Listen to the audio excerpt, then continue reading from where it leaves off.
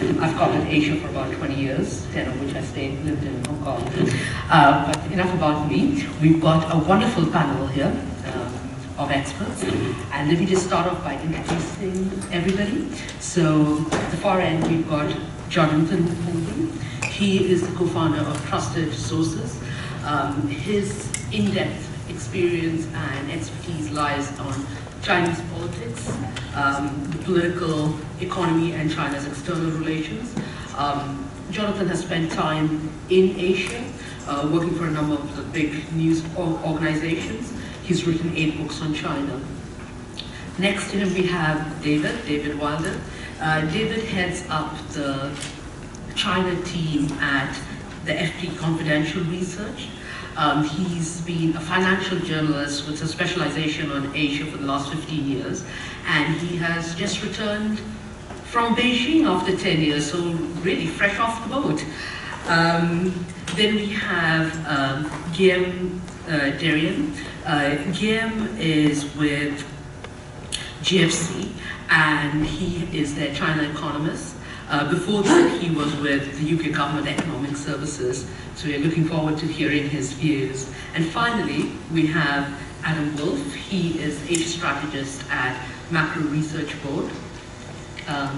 Adam, prior to joining MRB, was the director of emerging markets at Rubini Economics, and is a long-term veteran on Asia and on China.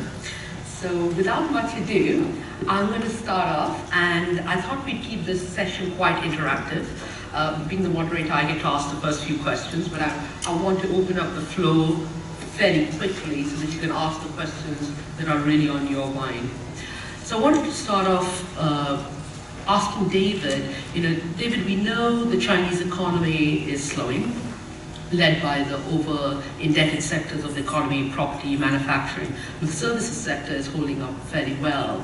And I know your FT Confidential does a lot of on-the-ground surveys. And I was wondering if you could give us some color about what's happening there, and are we really getting that whole reorientation of growth away from investment and exports towards services and consumption, or is it just a bit of a myth? Well, thank you. So by way of introduction, I'll tell you a bit about FT Confidential Research. We are an independent emerging markets research service. And every month since 2011, we've been interviewing thousands of consumers and companies to gauge the health and economic activity in China and across key emerging markets. The findings of our interviews form the basis of a suite of proprietary surveys and indices. And these are supported by a network of on-the-ground researchers and desk-based analysts in Beijing, Shanghai, London, and New York. Since early last year, we noticed in our data a softening in the consumer sector in both spending and household income that official and other third-party data readings were failing to capture. It was clear from FT Confidential Research data and analysis that the dream of a seamless economic rebalancing was not facing up to reality. Any boost from services appeared to be coming from the financial sector off the back of the stock market bubble. And the government needed to take action to stop the slowdown in traditional drivers of growth, lest it risk the economic hard landing that it is committed to avoiding. This started happening in a policy shift that was crystallized in the growth target outlined in Premier Li Keqiang's recent work report with the National People's Congress, which we're up today. And our most recent data is finally showing some positives, but also suggests that obviously the economy is not out of the woods yet. Our measures of current household income, outlooks for household income, and household readings of current and future economic situations all fell to record lows in the wake of the summer stock market crash. And while most have recovered some form, they all remain well below historical averages.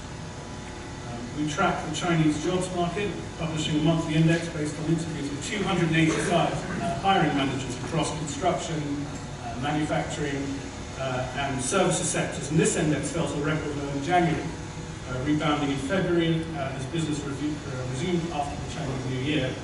But it remains historically weak as does our index, which tracks average wages. Our real estate index is a bright spot. That's based on interviews with 300 developers. And it's published before key third-party and official sector data. And it showed considerable improvement in February, with our home price index rising its fastest rate since November 2013, and the price outlook index hitting the highest since September 2013. And then we have our freight outlook index, which also has jumped back to its highest level since December 2014 at 55.8. That's based on interviews with 200 logistic firms across that sector. So the pickup in China's economy has been captured by our business activity index. The BAI is released on the last trading day of the month.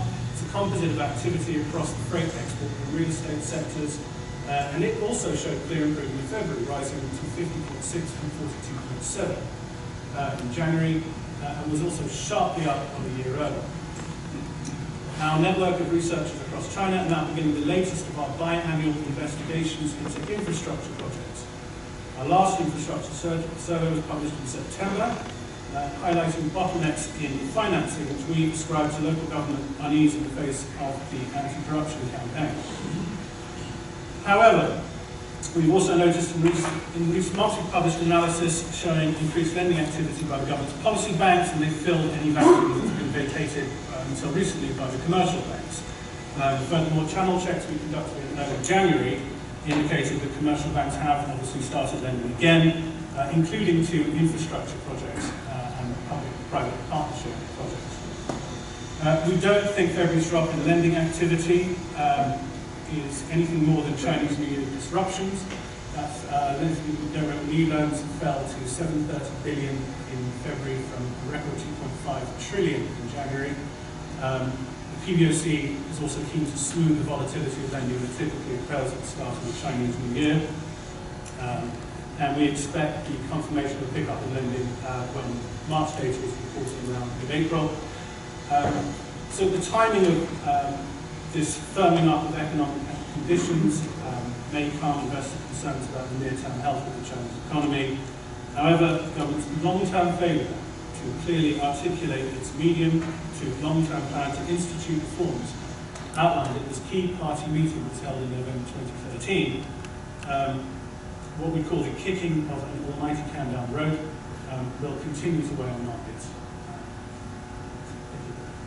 Thank you very much for that, David. Can I just ask a related question? I mean, it sounds as though, like, some of the stimulus is coming through, and that's why some of the indicators are picking up. But what's happening with actual consumption and non-financial services? I think that's the key point. I mean, if you strip out financial services, then actually activity last year wasn't really that remarkable, impressive. I mean, there's talk of rebalancing once you take out the impact of the stock market and non-financial services. Doesn't really match government rhetoric in terms of rebalancing. There's no sense at this point that households really are closing their pockets, but our data does point to a very distinct softening in the conditions. The fears are rising. Going into 2016, we did a survey of 1,000 households across China. What are you most worried about in 2016? The number one answer was food safety, which isn't surprising because that's the great level across all income strata. But the second and third ones related to wages, to wage growth, and to job security. And these things are starting to filter, and I think that's why the government took action.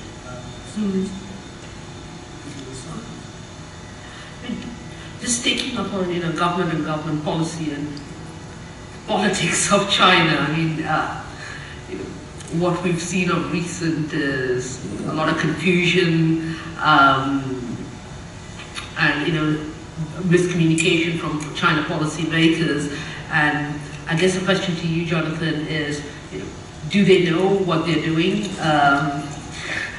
and where is it all headed?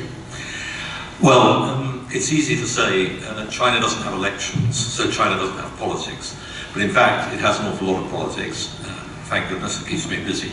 And the politics, you can argue, and the policy is actually more important in a one-party state like China than it is in a democracy where you've got much more market influences. Although the market, the private sector, is very important in China. We overlook it a lot of the time as the main creator of growth and of jobs. But what we've seen, certainly since the end of 2012, has been a big change in the political landscape in China, and that is now impacting on the economy and economic policy making, economic implementation, and the kind of things which David has just been referring to. Just briefly, Xi Jinping, who took over the most important job in China, which is not president of China, is general secretary of the Communist Party. China's done without presidents for quite a long time. It's never done without a general secretary of the party. And Xi took over that job at the end of 2012. He also became state president. He also became head of the military, which is very important because the military is a very important political body in China. He then created 4 centralizing committees on economic reform, on national security, on cyber security, and on military modernization. And guess who was put in charge of all those 4? So he's got 7 top jobs at the moment, straddling the whole, everything from politics to the military to the economy. On top of that, where the real decisions are made in China, which is in the Communist Party Politburo, which he runs, and the leading group on finance and economic affairs, which again he chairs, is the ultimate decision maker there. So I lay this out just because it explains why political decisions taken by the Communist Party and by Xi Jinping, who's the most powerful leader China's seen since Mao Zedong, are absolutely vital to understanding where the economy is going. And that's what we do a lot of at Trusted Sources, where we put together the political and policy orientations and decisions with the macroeconomy and then with the effect on various investable sectors. And in this case, Xi Jinping started out with the politics, the anti-corruption campaign, get your enemies, and try to shake up the party and the state enterprise. He then consolidated his control over the military, and about a year ago he started to move into the economy too.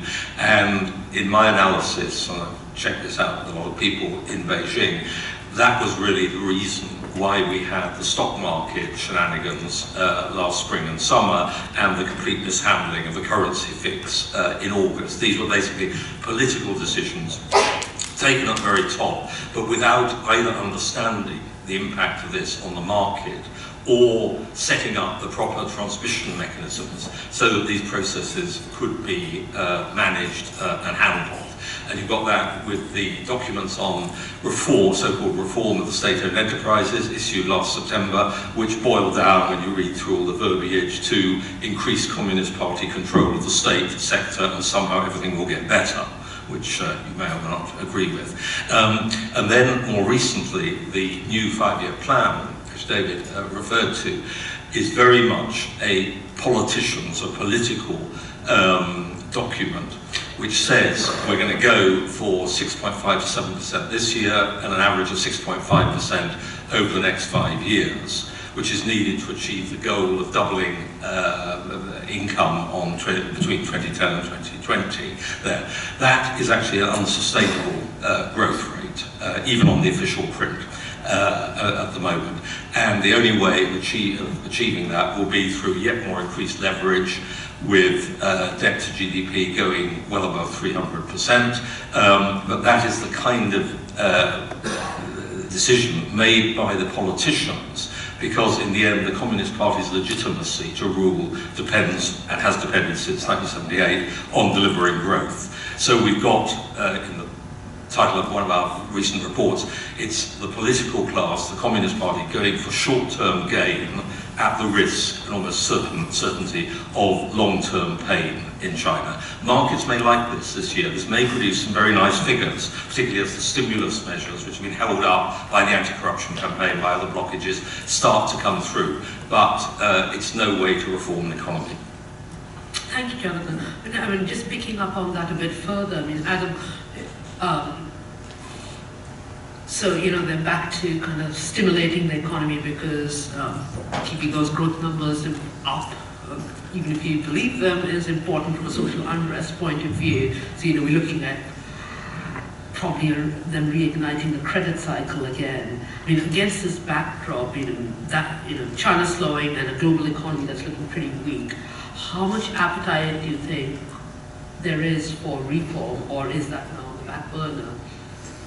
And do you agree with Jonathan that we're just going to see now an easing of policy just to keep growth up? Yeah, I think this year the narrative around China probably shifts from reform and rebalancing from last year back to just China doing the same old thing again. Credit, fuel, investment-led growth is going to be the model for this year. Most of the rebound that we've seen so far is directly the result of a pickup in real estate transactions and a pickup in property prices. And outside of the sectors that feed into that, we haven't really seen much rebound yet. But infrastructure projects look like they should start to pick up over the course of the year, partly because of a stimulus push, but also because last year local governments went through a big restructuring of the way that their liabilities were financed, and that led to a curtailment of investment last year that won't happen this year. So I think that we are going back to the old growth model, and that will raise longer-term concerns for global investors about China. But if China gets out of the headlines, then I think global investors can step back and say, okay, well, we have growth in the U.S. The U.S. economy is looking relatively healthy. Yes, there's some indicators that are pointing downward, but overall, a recession seems unlikely there. The European economy is also looking relatively healthy. And if China just doesn't look like it's going to blow up for a while, then maybe we can pile back into risk assets. So I think in that sense, it's over a 12-month investment horizon, China probably looks like a positive for global investors. I mean, I guess this is a follow-up question to this, and I think to everybody, is where do you stand on China devaluation? Because right now, we talk to a lot of clients, a lot of them are either neutral or underweight China, and to that extent also sitting on the fence on Asia because of the uncertainty around is the yuan going to be devalued or not.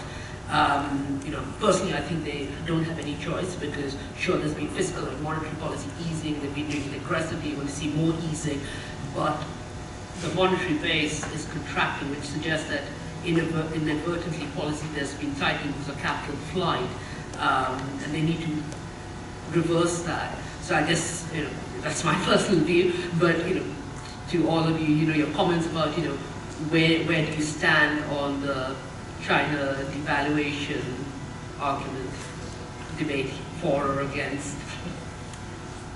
I can jump in. I say not devaluation, it depends which word you're using. Depreciation over the rest of this year, but not devaluation. And it's a great mistake to say that what happened last August was a devaluation. It wasn't. It was a change in the mechanism which produced a decline in the value, which was then put up again by throwing a lot of money at it. We've always thought China doesn't have an interest. If you were doing a really big, if you wanted a big, you'd have to have a big devaluation, have a real effect on trade and on the M2 and everything else there, I think. And if you have that kind of 15%, let's say, devaluation, first of all, you send up, this is against the dollar, of course, against the basket, it may be slightly different there, depending on what the basket actually consists of and so on. But you send up the price of all your debt in dollars, which is considerable there. You mess up the triangular trade in East Asia, which has already been messed up enough by the yen and the yuan. You undermine household confidence, which is the most important element in enabling China to work there. And you get a much, much bigger capital outflows. All the excitement about capital outflows at the end of last year was greatly overdone. Most of it was actually corporates hedging their overseas liabilities there, and that can reverse. And indeed, it is probably reversing at the moment if you look at the last monthly figures. And finally, it's the kind of plunge into Xi Jinping's psychology. He's this big daddy Xi. He's the big leader who wants to be equal number one with the United States. He doesn't want to be leader of a country that has to devalue its way out of trouble there. And he probably doesn't understand much about economics anyway. If I can jump in, because it's extraordinary to me how much the narrative has shifted in the past few weeks from all was chaos at the start of this year, from August last year and at the start of this year. Now this BIS analysis has come out to say these are corporates who are paying off their offshore liabilities. And I think what is missing here is first of all the fact that the Chinese government has effectively destroyed the village of the offshore yuan market in order to save it. But I would also say that we've just done this very extensive research of 1,000 households, again, across China, across all income strata, across all city tiers. We've surveyed foreign exchange agents who will help you get your money out through legal or illegal channels. And the findings there are striking. There has been a shift in perception about the renminbi, about holding renminbi. And I think part of this reflects the increasing maturity and sophistication of Chinese households in terms of wanting exposure to FX. But also reflects this nagging unease, which I talked of earlier, in the government's ability to manage the economy, the government's ability to hold the line on the exchange rate. What that survey found was a large and growing appetite among Chinese households for FX, certainly in the middle and upper income brackets.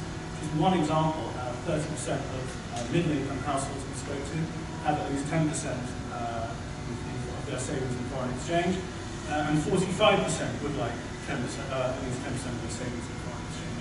And we would, although we didn't see any rush for the exits in our survey, there was certainly enough evidence there to attack the notion that this is a very orderly unwinding of offshore liabilities by Chinese corporations. I may want to add something. I think in terms of, coming back to your question on the renminbi, I think just looking from a broad economic perspective, I don't really understand why China really need to devalue the currency. I mean, when you run such a big trade surplus, for me that means actually the currency is probably overvalued.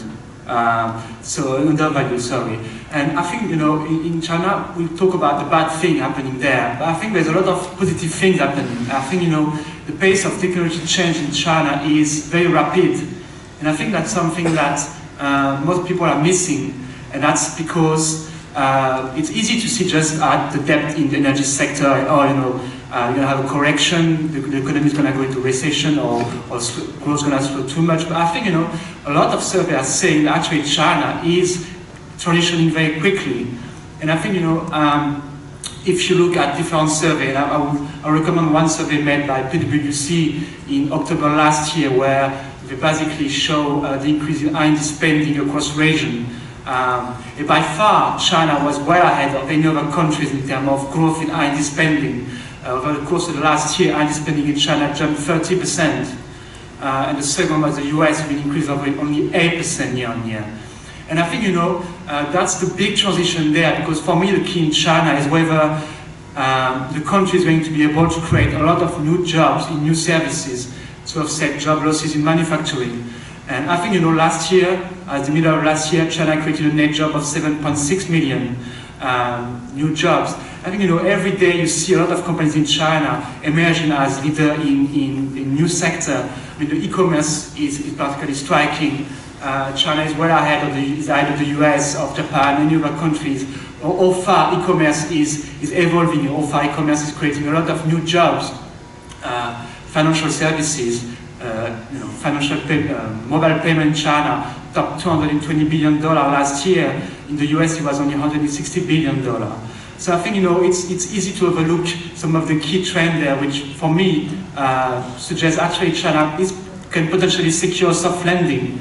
I think what is very interesting is how China has been moving the value curve very quickly, and that allowed them to actually pay for the higher wages. I think it's very important to see that minimum wage in China went up between 8 and 28% last year, and despite that, China kept on increasing the share of world export. According to the IMF, China's share of world export hit 13.8% last year, which is a new high.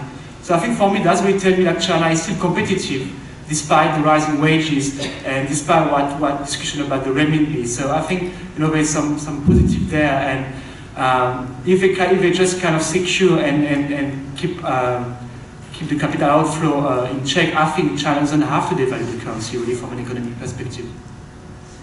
I would be in the same camp that policymakers don't need to devalue the currency, and they probably don't want to for political reasons mostly. I think that the contraction in the monetary base is offset by a very elevated required reserve ratio in China, so that relationship is a little bit looser in China, so they can allow capital outflows to run for quite a bit longer. I mean, as long as the sources of capital outflows remain, Chinese corporations repaying foreign debt, or foreigners selling their portfolio holdings within China, which has driven 80% of the outflows, at least for the past 3 quarters, then there's no reason to think that the capital outflow is going to continue to run at the same pace throughout this year. And in that sense, then the PBOC can hit whatever exchange rate target that they want. And if we believe them and they want to hit a basically stable trade-weighted exchange rate, then the way to think about the US dollar yuan cross rate is really just the inverse of the US dollar trade-weighted exchange rate. And so we do expect the dollar to appreciate over the course of the year, because we expect the Fed to be hiking towards the second half of the year. In which case we would expect some mild depreciation of the currency, of the renminbi against the dollar at least. Okay, fair enough. Yeah. I mean, the only point I would add is that I don't think China's foreign exchange reserves are inexhaustible, because I think you can't just look at foreign exchange reserves on their own. You've got to look at it. The measure I tend to look at is M2 foreign exchange reserves, and the safe threshold is about 3 times, and in China it's running at 6.8. So there isn't endless. Their ability to sustain capital outflows is weaker than just looking at the absolute thing, but we will see. But I wanted to pick up on the point that David made about that it's been Chinese retail investors, Chinese residents that are trying to get their money out, and they want to diversify and hold more savings in foreign exchange. So that's what we're seeing with Chinese households, but also we're hearing increasingly about Chinese companies going abroad, and that's been China go abroad has been going on for a while, but it certainly seems to be picking up momentum. And I was just reading an article yesterday that that said that basically Chinese company foreign M&As are on track for another record this year. I guess the question to you, Guillaume, as you've been looking at this, is what's driving this? How are they financing this? Where does the competitive advantage lie? And are they smarter or less smarter than the Japanese in the 80s? Well, that we'll only probably know in hindsight, but you could give us some color, and then please everybody just feel free to step in and comment on it. Sure. Well, I mean, I think there's been a lot of skepticism around some of the M&A made by Chinese firms, given some of these companies like Chemical China, or the big level of debt. But I think here again is some of the investment have been really well targeted in new sector. And I think China is buying some companies where actually the prospect for growth is very high. I mean, they're buying a lot of companies in the renewable sector, and obviously that's a big thing, because for me the decline in oil price is as well structural. It's because there's been a big shift toward new type of renewable energy. China is buying a lot of companies, getting a lot of market share. For example, one firm in China is the biggest player overtook Germany last year. So I think some of this buying has been strategic. There has been probably some investment which is not going to work, but I think that's what is happening in this in today's environment. Is investor has to be really discerning, and some of the bad investment will pay the price later on. But I think some of the investment have been quite strategic, and that's part of the government plan to really move the value curve by first increasing spending in domestic economy, but as well buying some of the strategic company abroad. I just add that and there's also the fact that operating in China is often not a very nice prospect, given excess capacity, given price controls. I mean, particularly if you're in utilities, something like energy. Of course, you want to buy up, energy companies in Portugal or Brazil or wherever it is, because you can get a decent margin. Whereas at home, you'll be lucky to just, come out flat and so on. So there is diversification, but it's also partly a factor of, it's more promising often to operate outside China for these big companies. The question is how much debt they're actually building up. In some cases it's pretty enormous, but as the head of one of the biggest, Darwin Wonder, said about London, he said, I love London, where they're investing just over the road from here, I was building a huge thing. I love London because the air's so clean and the land's so cheap. Quite surprising.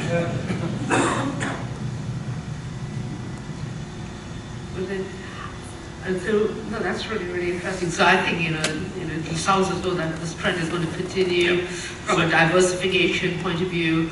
They might have competitive, diversification and return point of view.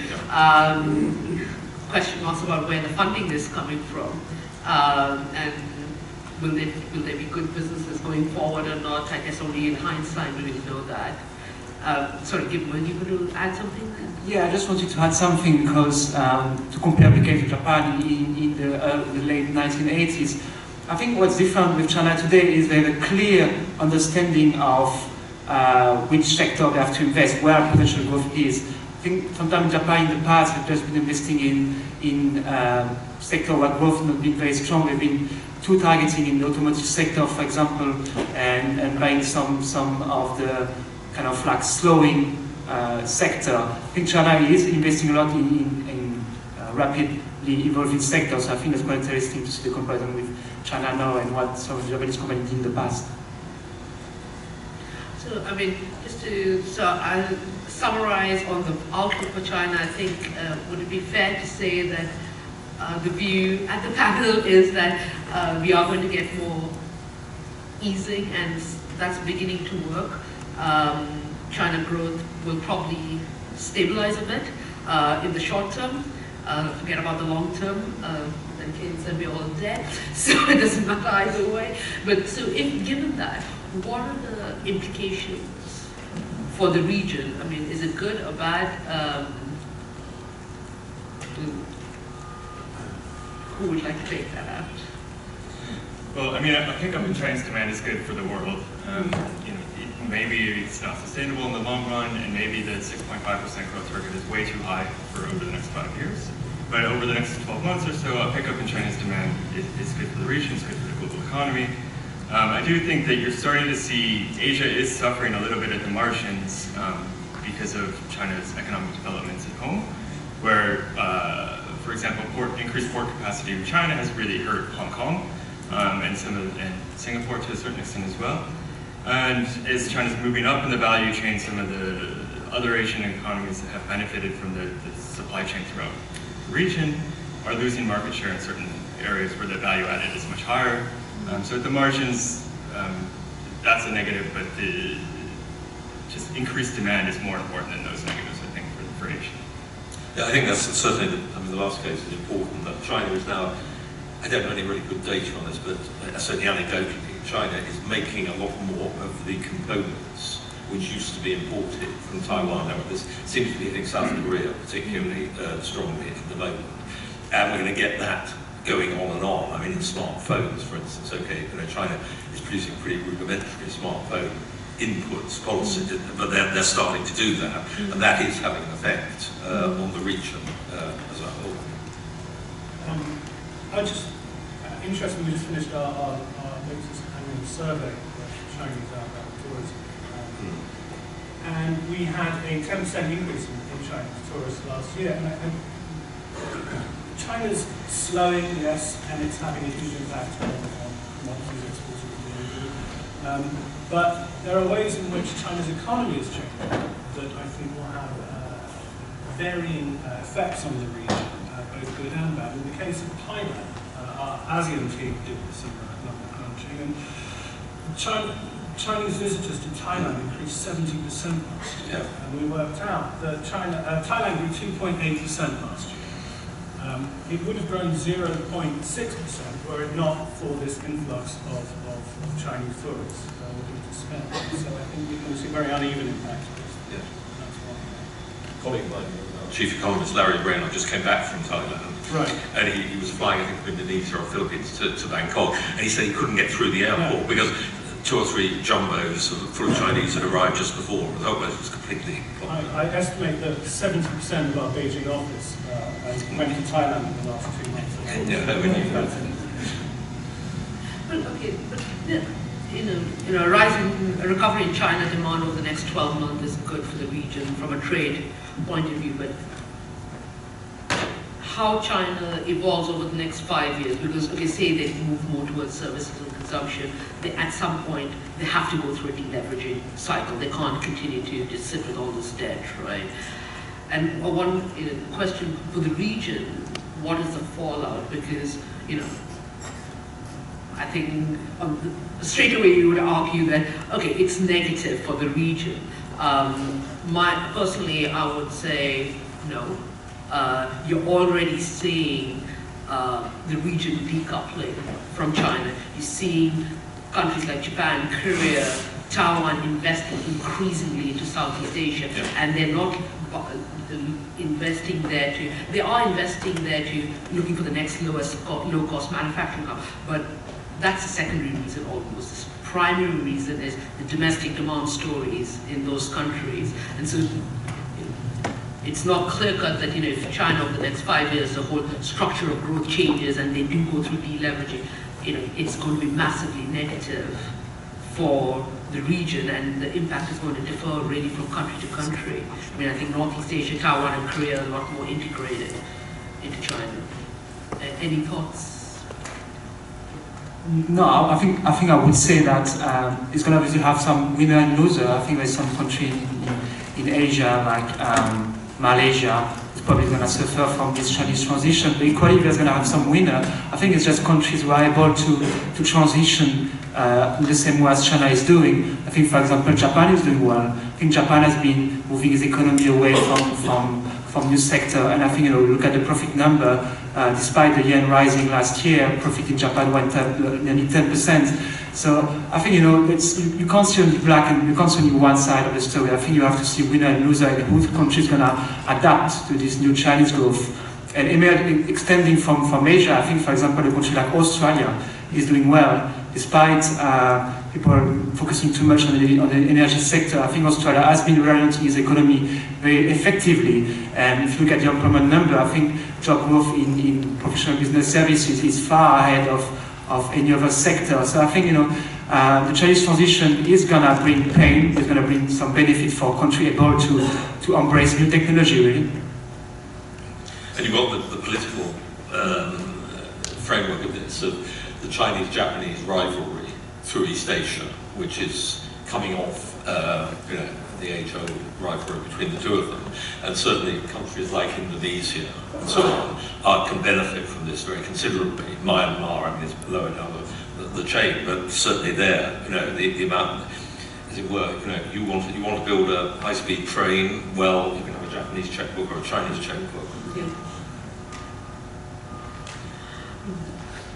I think we've covered a lot here. I've certainly asked a lot of questions, but I think now is the time to give you an opportunity to ask the questions that are really on your mind. So can we, the gentleman here, can you just circulate them? Oh, sorry. All right. Please go ahead. Shall I go ahead? Please, could you comment on your views on Vietnam?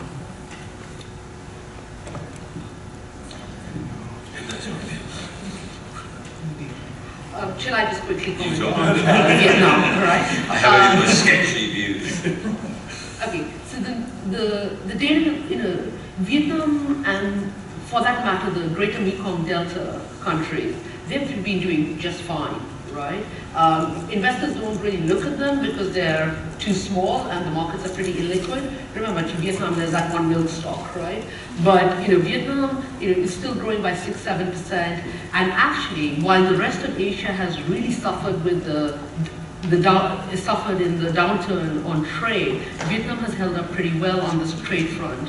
So Vietnam is kind of growing at about 6-7%. It will continue to grow at that. A lot of it is domestic demand driven. There's the domestic economy is booming, whether it is the services sector or property, even the consumption. There's a lot of money going into Vietnam in terms of investment, FDI, because of manufacturing and wage competitiveness there. So 6-7%, yeah. So in relative terms, that's looking great. But the question is, what's happening on the reform front? And some of my colleagues were in Vietnam earlier this year, And they kind of went in quite gung-ho because the headline numbers were good and the anecdotal evidence was good, going, they must be making great strides on the reform front. The reform momentum is still very much, 2 steps forward, 1 step back.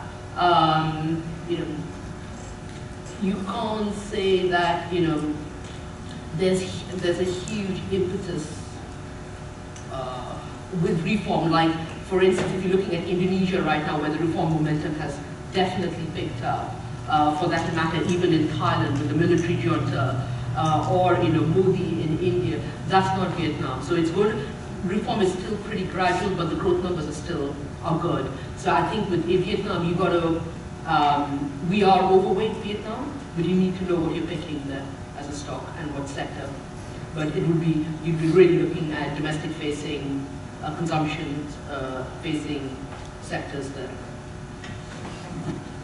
Yes, so if I could come back to the deleveraging. Jonathan, forgive me, we talked about this before, but it feels to me as if the growth rate can't be accomplished without essentially a huge debt forgiveness program, a kind of formal fiscalisation of the poor debt, and a lot of closures of basic industry capacity. But that basic industry capacity closure won't take place if the services economy weakens because the job transfer won't take place. Just walk me through the narrative of how you really see this fiscalisation and this debt forgiveness emerging, because otherwise credit growth is simply going to be channeled into Ponzi scheme type refinancing of borrowers we're never going to be able to repay. Well, I would say, I think we are going to get a big upturn in leverage because they know quite well that the kind of growth figures put in the 5-year plan, that's the only way of hitting it. The point where you try to transfer the debt increasingly away from the banks to other forms. We have the trust products and so on and so on. And now, we're in sunshine hedge funds and P2P and all kinds of basic Ponzi schemes there. And I think the prospect of either an explosion in that or an increasingly, if you like, zombie-like Japan-style corporate situation evolving is now becoming more and more of a danger. And as for the excess capacity, 30% in steel, who knows what else, and I think, okay, big announcements end of last year. What's the buzzword in China now? It's supply-side economics. Everybody's suddenly become a Reaganite or a Thatcherite. Well, I would be very surprised if that actually takes place. And if you look at the numbers, as far as one can take them to bits, for coal and steel, an awful lot of the people who are going to be laid off in the coal and steel industries are in effect already laid off. I mean, the classic Chinese way is to tell people, you're not fired, you don't add to the unemployment ranks, but just don't come to work. And you'll be paid half wages or whatever it is. And those kind of people are now formally being laid off. But I couldn't help noticing 2 days ago, I think it was, in aluminium, the big aluminium companies have got plans to open up a lot more fresh capacity here. Now this, of course, is in the name of more efficient, state-of-the-art, replacing old plants. But how often are the old plants actually replaced? Certainly, Bao Steel opened up some state-of-the-art steel mill in Guangdong a couple of years ago to replace 2 clapped-out old steel mills, but they still kept the old steel mills going and kept up the same amount of output.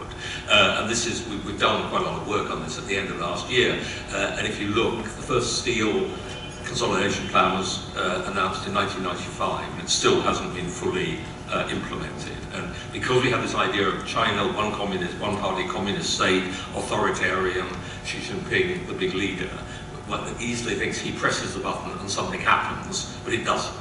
I mean, to use an anecdote just briefly, we were in one of the eastern provinces last year, and the CEO of a big state steel company said that he and the board had decided to close down an old steel mill outside the provincial capital.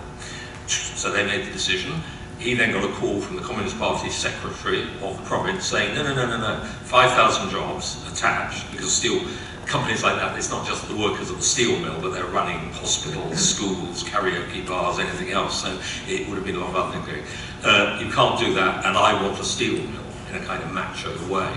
the company then went to the ministry in Beijing and got agreement to close down the mill. The party secretary went to the Politburo and the order was countermanded, and that the mill's still working. So, actually closing something down in China is really quite difficult, and particularly when you've got probably 5 provinces in China in or near recession, the 3 northeastern provinces, Shaanxi, coal mining, Hebei, steel, around Beijing, and they are walking very, very carefully, because that's where you could get a lot of unemployment, and as somebody said earlier on, that is the fear of Chinese administrations, has always been mass unemployment, which provides the glue for all the 150,000 protests a year, unhappiness and so on, and brings it all together. And the uptick in labour activity in the last couple of months is probably quite significant. Sorry, Ewan, I think it's going to get worse before it gets better. I think in terms of deleveraging, I think it's worth thinking about the 2 different Chinese economies, that there's the private sector that's about 75% of the Chinese economy, and that's not highly leveraged, and that's can grow at 6.5% over the next 5 years, and there's no reason to think that it couldn't do that. And then you have the state sector, which is highly leveraged. The output is flat or falling for most of the sectors, and they continue to lever up. And so it's that state sector, which is about 1/4 of the economy, is a giant suck on the more productive private sector. And so ultimately, the solution to that is going to be fiscal resources. That's going to be a Ministry of Finance liability, one way or another. But until that is made explicit, or the details of how that transfer is structured are made public, Chinese banks are going to continue to trade at a sharp discount to their book value, because there's a risk that all of the capital of the banks would be wiped out if they had to really recognize the non-performing loans that they've created by being state-owned banks lending to state-owned companies at the state's directive. Just to add, there was a comforting theory around last year. You'd say, well, officials, well, why isn't there an industrial plan to deal with excess capacity? And the answer was, we don't need a plan. Borrowing costs are going up, banks are being told not to lend to excess capacity SOEs, pollution taxes are going up, wages are going up, everything else is going, input prices are all going up, and these companies will somehow miraculously cut their cloth for that new situation. Well, I'm waiting to see.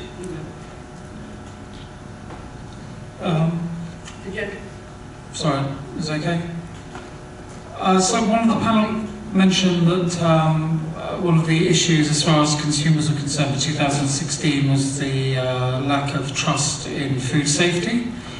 And I thought, actually, does this mean there's a general lack of confidence in the authorities? And you'd have thought trust would be an important component in the shift, to a more consumer-based society.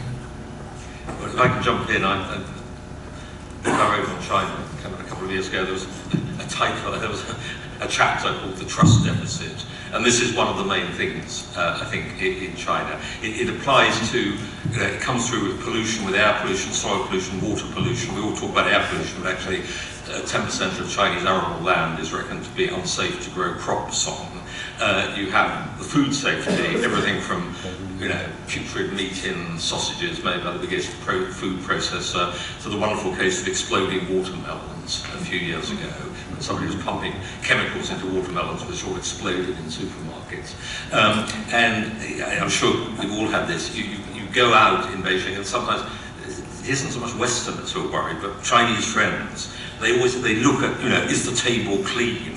And if you drop anything on the table, if your chopstick technique isn't too good, and you pick it up, they'll say, no, don't eat it, because the table may have been scrubbed with who knows what. This is one of the reasons why foreign food does very well. Particularly, I think China has the biggest proportionate e-commerce food, and it's nearly all foreign food brought in. There was a case, the deal done, I think, about a year ago, by an e-commerce company in China with an Australian dairy, and you could order your milk, because milk is something nobody trusts in China because of all the scandals there. You could order your milk in Australia, it was air freighted to you in Beijing, delivered the next day, and I worked it out, you were paying 8 times the price of milk in an Australian retail outlet. So you can see people are willing to pay for that. Yeah, I would challenge anyone here to go down to the Big Boots on Oxford Street and go to the baby milk formula section, yes, and be able to find a meaningful amount of powder there. Our tourism survey found that average spending on baby products, which people are understandably careful about the authenticity of, has effectively doubled over the last year. And one of the main drivers for this giant and growing tourist army, and I should add that there's actually more spending now coming from the lower tier cities than from the first tier cities because of the availability of goods that Jonathan mentioned. But one of the big drivers is the fact that when you go abroad, when you go to a department store in Japan and you buy baby formula or nappies, you know what you're buying. And this trust deficit that Jonathan talks about, I think, is a large and growing factor. And it's driving capital outflows, as I mentioned, at the household. Indeed, I tried when I went to Beijing last to take some baby food for a friend who's got babies, and I was told, I said I took a suitcase with me to fill it full, and I was told you're rationed to 2 because of the Chinese demand now. And just to go back, I mean, generally there's a saying in China which you might say in a lot of places, but it kind of means something, I think, more in China, which is only believe something when the government denies it, and that's the kind of trust you know.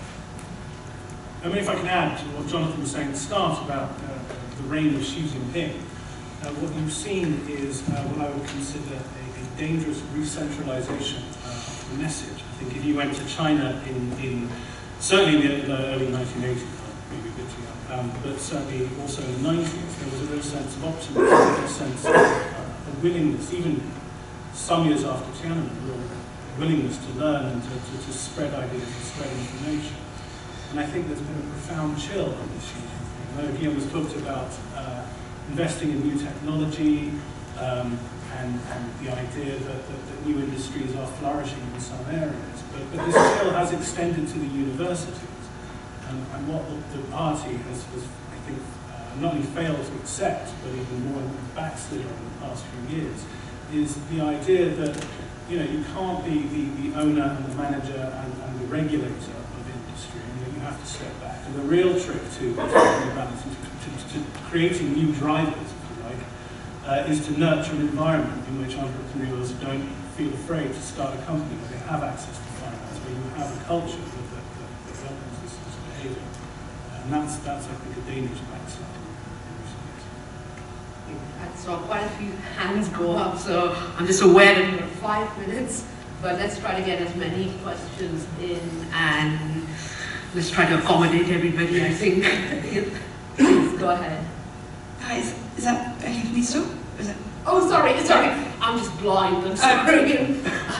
Cool, I just, we've been speaking quite a lot about Asia and China, and for good reason. And also there's been a lot of talk about the relative strength of commodity importers versus commodity exporters. But I was just wondering what the panel's thoughts, whether there were any areas of relative strength within exporters and, on the flip side, relative weakness within importers. Does that make sense? No, I don't think I quite got the question. Did the panel get the question? I'm sorry, can you just repeat the question? Sure. So, commodity importers were all, with the price of oil going down, everyone's fairly bullish on importers versus commodity exporters in the emerging market space. I was just wondering if the panel had any thoughts on, within the importers, whether there were relative weakness or weak patches or regions that might struggle, and then within the exporters, whether there are countries that might actually shine. So let me try to answer your. Sorry, was it? Okay, let me just try and quickly answer your question, and we can take it offline and talk some more. On exporters of energy, let me talk about Indonesia in the region, right? Because Indonesia and Malaysia being big commodity exporters. Actually, Malaysia at this stage is a net importer, but take Indonesia. Indonesia and its mineral exports and commodity exports to China, right? Indonesia, the mineral exporters have really been suffering. Now, the common view out there is that Indonesia is suffering because it's totally linked into China and the China commodity story there. And that's gone into reverse, and Indonesian exporters are getting hammered. That's not quite right? For one thing, if you look at Indonesia, commodity exports, total commodity exports, which is energy as well as minerals, it's about 50% of total exports. It's not 70, 80%. That's number one. Number two is Indonesia came out with a ban on mineral exports, which hurt them more than actually the slowdown in trade. But the key point here is that even countries, someone like Indonesia has been very successful in orienting trade away from China to within ASEAN. So, the impact on regional mineral exporters isn't that clear-cut in terms of the impact from a slowing China. And also, again, within Malaysia and Indonesia, of course, overall growth has slowed as it has all across the region because of the export headwinds. But actually, domestic demand is holding up really, really well. They're not that exposed anymore to the commodity side, and they're not that exposed to the China trade either. Sorry, I'm not sure if that answered your question, but... I just wanted to ask a question about the renminbi, which you had a kind of relatively constructive views on. As I understand it, off the last 5-year plan, that's a $14 trillion increase in credit in 3.5 years, which is broadly a JP Morgan or a Bank of America created every 6 months. So I just wanted to try and understand how you don't think that isn't going to weigh on the currency on the downside. And the second thing, we've heard a lot about it having a one-party state, but it's also got aid to financial systems. Hong Kong's liabilities have increased to $1.4 trillion in the last 6 years, which is about a 600% increase, which of course is fairly impressive for 6.5 million people. So I wanted to try and understand how the panel saw that reconciling into the wider China numbers, because it makes their foreign exchange reserves look very, very thin. Well, I think the relationship between the monetary base or even broad money supply and an exchange rate is tangential. It doesn't really mean that much. If you look at across economies, that's what you would expect to see is an expanding monetary base means depreciation of your currency. But it's just simply not true based on historical evidence. I think what really matters is demand for Chinese assets and demand from Chinese foreign assets and where that balance is going to go. Obviously, we've seen capital outflows from China over the past 12 months, which is depreciation pressure for the currency, and there hasn't been any foreign investment or any demand, really increase in demand for Chinese assets among foreign investors. So if that was to continue, then yes, you should expect to see depreciation of the currency across the board. But there should be some changes later in the year with the QFII program in China has been revised, where the MSCI is probably going to have to include A shares in the index in June. And that is, index investors are going to have to buy A shares to see capital inflows from that. SDR inclusion for the renminbi also means that central banks are starting to purchase Chinese assets. They've opened up the interbank market as well to foreign investors. So you should see some nibbling of foreign investors pushing back into China later this year as well. If that comes in a context of relatively economic stability, then there's no reason to think that there won't be a depreciation, or there would be a depreciation of the currency over the course of the year, or a big devaluation of the currency over the course of the year.